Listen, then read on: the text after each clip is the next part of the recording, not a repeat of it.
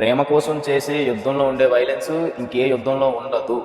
Hey friend, welcome back to the jam review of the movie Lenin. రివ్యూలోకి వెళ్ళే ముందు ఎవరైనా ఛానల్ కొత్తగా చూస్తుంటే మాత్రం ఖచ్చితంగా సబ్స్క్రైబ్ చేసుకోండి. సబ్స్క్రైబ్ చేసుకోకపోతే మాత్రం మీ మీద ఉంటే.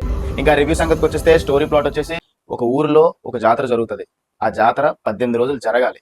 అది జరిగితే ఆ ఊరికి చాలా లాభాలు ఉంటాయి. అసలు ఆ జాతర ఏంటి, ఆ లాభాలు ఏంటి, అసలు ఆ జాతర జరిగిందా లేదా సక్సెస్ఫుల్ గా, అసలు ఆ జాతరలో మన హీరో హీరోయిన్ ప్రేమ కథ ఎలా స్టార్ట్ అయింది, ఎంతవరకు వెళ్ళింది, ఎలాగా అన్నదే మిగిలిన స్టోరీ ప్లాట్.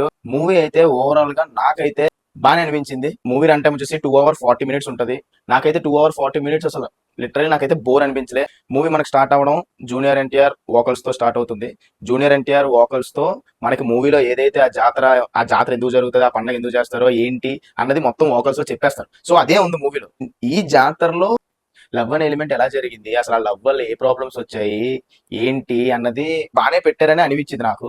మూవీలో మెయిన్ గా ప్లస్ పాయింట్ ఏదైనా ఉంది అంటే అది అక్కినేని అఖిలే. ఎందుకంటే ఏజెంట్ తర్వాత మనకి అక్కినేని అఖిల్ ని 3 సంవత్సరాల తర్వాత చూస్తాం. అక్కినేని అఖిల్ లిటరల్లీ బాగా యాక్ట్ చేశారు అండ్ మంచి హిట్ పడిందని అనుకుంటున్నాను నేనైతే. ఇదేమి ఒక సాఫ్ట్ లవ్ స్టోరీ అయితే కాదు. ఫస్ట్ హాఫ్ కొంచెం స్లోగా ఉంటుంది, బట్ సెకండ్ హాఫ్ మనకి ఇంటర్వెల్ నుంచి సెకండ్ హాఫ్ ఎండ్ వరకు ఇంకా అసలు మీకు మూవీ అసలు మీకు వెళ్ళిపోద్ది. ఇంకా literally Akkineni Akhil mass film ఎలా ఉంటుందో అలాగే ఉంది. అండ్ మూవీలో రెండో ప్లస్ పాయింట్ వచ్చేసి భాగ్యశ్రీ బోర్సే బాగా యాక్ట్ చేశారు. మూవీలో మేజర్ రోల్ తనదే. తన కోసమే అవుతుంది మూవీ. తనకైతే మళ్ళీ మంచి రోల్ పడిందని చెప్పొచ్చు. మూవీ అంతటికి అక్కినేని అఖిల్, భాగ్యశ్రీ బోర్సే వీళ్ళిద్దరిదే సినిమా. వీళ్ళిద్దరు లవ్ స్టోరీయే మూవీ. మెయిన్ గా ఎస్ఎస్ తమన్ ఆర్ఆర్ చితక్కొట్టాడు. మంచి డాల్బీ అట్మాస్ ఉన్న హాల్కే వెళ్ళండి. అక్కినేని అఖిల్కి హిట్ పడిపోయింది గురు. సెకండ్ హాఫ్ లో ఒక మేజర్ ఇంపార్టెంట్ సీన్ వస్తుంది.